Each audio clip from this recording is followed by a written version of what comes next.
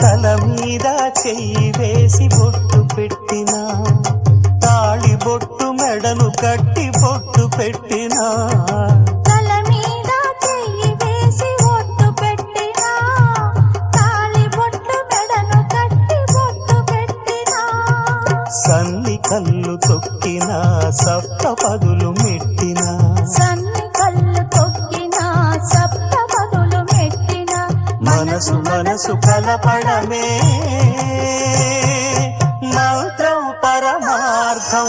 శ్రీరస్తు శుభమస్తు, శ్రీరస్తు శుభమస్తు.